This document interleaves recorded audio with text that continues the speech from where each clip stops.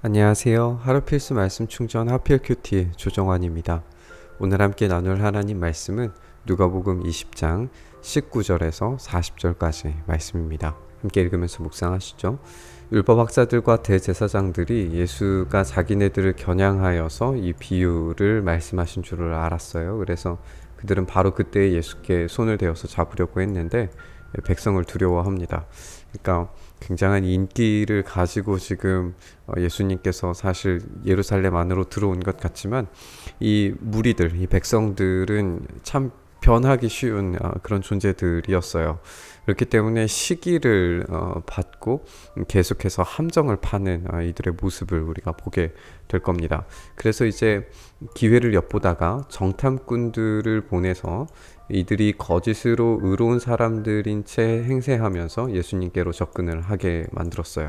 그리고 그의 말씀을 이제 책잡게 하려고 여러 가지 함정을 파게 되는데, 첫 번째는 예수를 총독의 치리권과 사법권에 이제 넘겨주려고 이제 반역자로, 로마의 반역자로 만들려고 이렇게 함정을 파게 되는 거예요. 그래서 예수님께 이렇게 묻습니다. 선생님, 우리는 선생님이 바르게 말씀하시고 가르치시고 또 사람을 겉모양으로 가리지 않으시고 하나님의 길을 참되게 가르치고 계시는 줄 압니다. 굉장히 선한 사람인 척하는 거죠.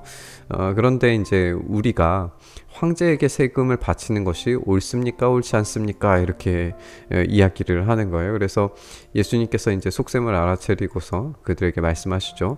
데나리온 한 잎을 나에게 보여다오. 이제 데나리온을 꺼내서 보여주는 장면이 등장을 하게 되는데, 우리가 그 데나리온의 모습을 한번 살펴보죠. 데나리온이 이렇게 생긴 거예요. 이게 이제 데나리온의 모습인데, 여기 이제 황제의 모습이 그려져 있는 게 보이시죠? 이 황제의 이름이 여기에 이제 기록이 되어져 있는데, 티베리우스, 가이사르, 그리고 뭐 이제 누구의 아들인지 아우구스투스다, 뭐 이런 이야기들이 이제 그려져 있고요. 그리고 이게 이제 앞면에는 황제의 얼굴이 그려져 있고, 그리고 뒷면에 보면 어떻게 되어져 있냐면 여기에 이제 이게 종려나무 가지고 그리고 이제 긴 창을 들고 있는 게 이제 평화의 신, 뭐 이제 여신 또는 이제 제사장 이런 모습이 될 수 있는데, 여기에 써져 있는 것 자체가 폰티푸스 뭐 막시무스 뭐 이렇게 써져 있으면서 이게 뭐냐면 여기에 기록되어져 있는데 평화의 여신의 그림과 함께 대제사장이라고 하는 글씨가 써져 있다라고 이렇게 되어져 있어요. 그러니까 예수님께서 이 동전을 꺼내 들면서 달라고 해서 이것을 보여주시면서 여기에 황제의 것이 있고, 그리고 하나님의 것을 하나님께 드리라라고 하는 그 메시지가 있기 이전에 이 동전을 꺼내 보이면서 사람들이 보게 되는 것은 이 우상의 재물이 지금 여기 와 있다는 사실을 발견하게 되는 거예요. 그러니까 그 지금 사람들은 황제에게 세금을 바치는 것이 옳습니까, 옳지 않습니까? 라고 이야기를 하고 있는데, 데나리온 한 입을 나에게 보여달라고 말씀하시면서 그 데나리온이 그들 눈 앞에 있을 때에는 여기에 누구의 얼굴상과 글자가 새겨져 있느냐, 단지 황제의 얼굴만 있었던 게 아니라는 거죠.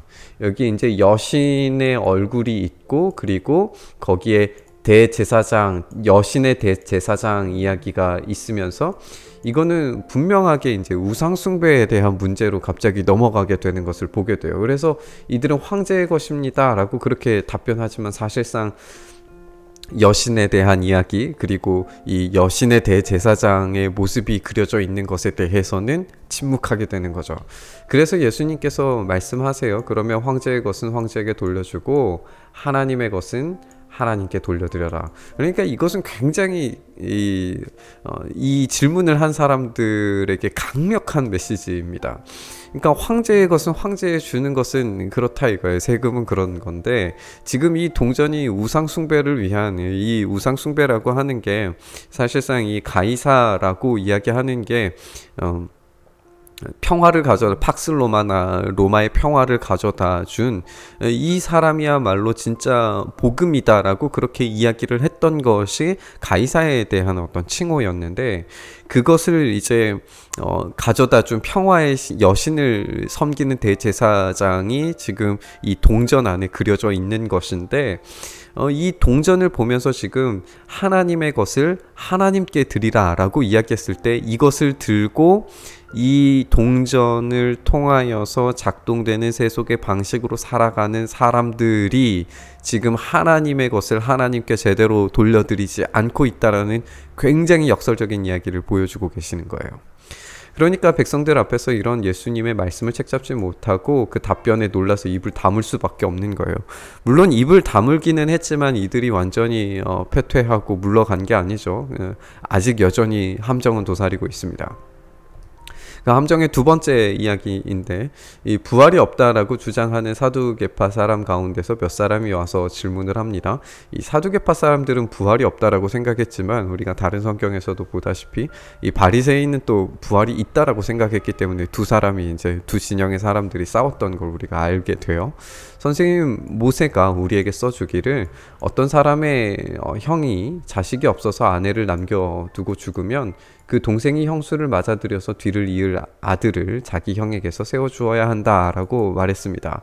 이건 이제 형사취수제에 대한 이야기인데, 당시에 과부로 살게 되면 먹고 살 수 있는 능력이 없어요. 그리고 이 형제들에게 그 다음 아들이 없게 되면 그 땅은 이제 다른 사람의 차지가 되기 때문에 그 가문 전체가 몰락하고 이 가문을 살릴 수 있는 방법이 이제 당시에 고안해낸 방법은 이제 형사취수제였단 말이에요. 그러니까 이건 단순히 어떤 결혼에 대한 문제가 아니라 그들의 상속에 대한 문제였고 이스라엘 땅에 대한 문제였어요. 그런데 이것을 악의적으로 지금 비꼬면서 이야기하는 것처럼 보이게 되는 거죠.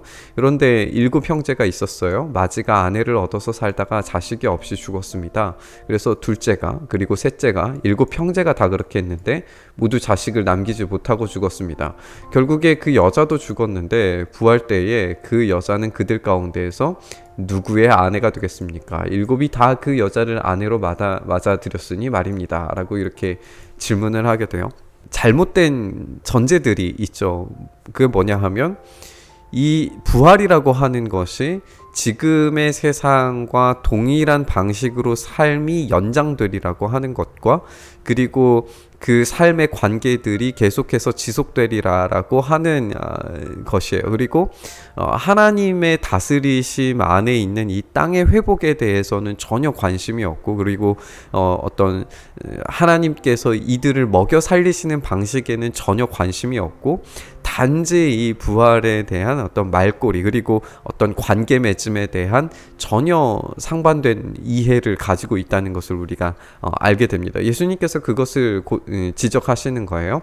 예수님께서 말씀하세요. 이 세상 사람들은 장가도 가고 시집도 가지만 저 세상과 죽은 사람들 가운데서 살아나는 부활에 참여할 자격을 얻은 사람들은 장가 가지도 않고 시집도 가지 않는다. 왜냐하면 이 장가가지 않고 시집도 가지 않는 어떤 천사의 모습, 천사 같아서 더 이상 죽지 않는다라고 이야기하는 이 모습이 뭐 이제 성적인 결합이 없다라고 하는 어떤 그런 이해로 우리가 이해하는 것보다는 그만큼 이제 관계를 맺는 그 관계의 작동 방식이 더 이상 이제 남자와 여자의 어떤 성적인 결합을 통하여서 자녀를 낳음을 통하여 가문과 땅이 보존되고 유지되는 방식이 작동하지 않는다라고 하는 이야기로 우리가 받아들이는 게 좋을 것 같아요. 그것이 이제 형사취수제에 가지고 있었던 문제였기 때문에 그래요. 사두개인들이 지금 지적하고 싶은 것은 그런 방식을 통하여서 지금 재산이 불려져 왔고 재산이 지금 그렇게 이어져 왔는데 그런 결혼의 제도 아래에서 어떻게 부활이 있을 수 있느냐, 이게 말도 안 되는 일이다라고 이야기를 하지만 사실상 하나님께서 이 하나님 나라 가운데에서 만들어진 어떤 관계 맺음의 방식, 그리고 사람들을 어떻게 살아가게 하시고 영위하게 하시는지에 대한 방식은 전혀 고려하지 않은 거죠. 그러니까 하나님의 편에서 생각하지 않고 인간 편에서만 생각을 한 거예요. 그런데 예수님께서 말씀하실 때에는 이 부활의 자격에 참여한 자들은 천사 같아서 죽지도 않고 이들에게 이 부활에 참여하는 사람들에게는 이 결혼이 중요하지, 이 결혼을 통하여서 자신의 상속을 얻는 게 아니라 하나님과의 관계의 맺음을 통하여서 상속을 받기 때문에 더 이상 결혼의 제도가 유지될 필요가 없다라고 하는, 그러니까 상속에 대해서 결혼의 제도가 필요하지 않다라고 하는 이야기를 하고 있는 거예요. 그래서 그들은 부활의 자녀들이기 때문에 하나님의 자녀들이라고 이야기를 해요. 그러니까 이 전의 비유에서는 지금 자녀가 없이 죽어서 자녀가 없는 방식의 저주받은 자식으로 죽게 되는데, 부활의 자녀들은 그런 방식으로 작동하지 않기 때문에 하나님의 자녀로서의 획득된 지위를 가지고 그 하나님께서 주시는 그 보상과 유산을 가지고 살아갈 수 있게 되는 거죠. 그러니까 죽은 사람들이 살아난다는 사실은 심지어 모세도 이야기했다. 가시나무 떨기 가운데서 이야기가 나오는 대목에서 보여주는데, 주님을 아브라함의 하나님, 이삭의 하나님, 야곱의 하나님이라고 부르고 있다라고 이야기를 하면서 하나님은 죽은 사람들의 하나님이 아니라 살아있는 사람들의 하나님이다라고 그렇게 이야기를 하십니다. 그래서 모든 사람은 하나님과의 관계 속에 살고 있다라고 그렇게 이야기를 하고 계세요. 그러니까 지금 이 질문의 핵심은 부활이 어떤 목적, 최종적인 목적이 무엇이냐라고 하는 거죠. 지금 사두개인들이 생각했을 때의 부활은 그냥 영원한 삶을 영위하는, 이 땅에서 똑같은 방식의 관계 맺음을 지속적으로 영위하는 것에 포커스가 맞추어져 있는데, 예수님은 그 관계성 자체를 재정립하시는 거예요. 부활의 자녀들은 하나님의 자녀가 되고 하나님과의 관계 속에서 살아가는 것이 영생이기 때문에 그 영원한 생명에서는 새로운 관계들, 새로운 정립된 관계들, 새로운 가족들이 생기게 될 거예요. 그런 관계들 속에서 살아있는 하나님께서 살아있는 자들의 하나님이 되실 거라고 하는 이야기를 지금 하고 계시는 거죠. 이 말씀을 듣고서 율법학자들 가운데 몇 사람이 선생님 옳은 말씀입니다 라고 그렇게 이야기를 하면서 감히 예수님께 질문을 하지 못하게 됩니다. 우리가 부활의 이야기를 조금 더 이제 생각을 해보면, 우리에게 주어지는 부활이라고 하는 것은 하나님과의 새로운 관계 맺음과 영원한 삶 가운데에서 죽지 않는 천사의 몸과 같이 변화된, 그리고 예수님께서 부활하신 그 몸처럼 새롭게 된 영원한 생명을 누리게 되는 그런 육체로서의 부활을 우리가 믿습니다. 그런 영원한 생명의 부활을 믿음과 동시에 우리의 신체와 육체의 부활을 믿어요. 우리는 영적으로 부활하는 게 아니라 우리의 육체를 가진 몸을 가지고 먹을 수 있고 만질 수 있는 그런 몸으로서의 부활을 우리가 믿습니다. 예수님께서 그렇게 부활하셨고 우리도 그처럼 부활하게 되는 거예요. 그러나 우리가 새롭게 인지하게 되는, 오늘 이 본문을 통하여서도 우리가 함께 생각하게 되는 지점은, 그런 부활의 육체를 입고 우리가 새로운 부활을 경험하게 되었을 때에는 전혀 새로운 하나님과의 관계성 속에 있기 때문에 교회라고 하는 새로운 가족을 우리가 만들면서 그 안에서 부활의 공동체, 새로운 하나님 나라의 공동체를 경험할 수 있어야 되거든요. 그러니까 그 부활은 그냥 단순히 미래적인 것뿐만이 아니라 그 미래가 지금 현실이 되어서 여기에서부터 지금 영위하게 되는 영원한 삶이어야 한다라고 하는 이야기로 오늘 이 본문을 함께 묵상해봐도 참 의미가 있을 것 같습니다.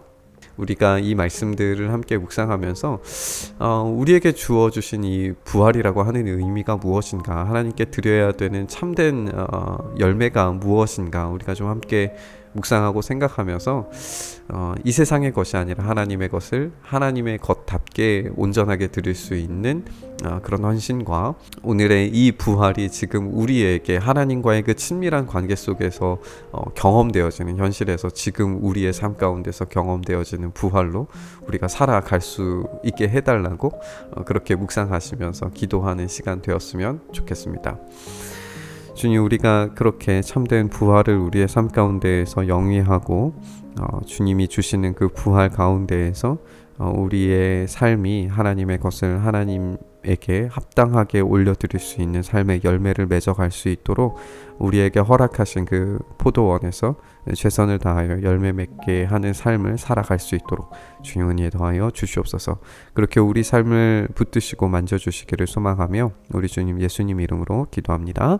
아멘. 오늘 부딪힌 말씀 가지고 함께 기도의 자리로 나아가시죠.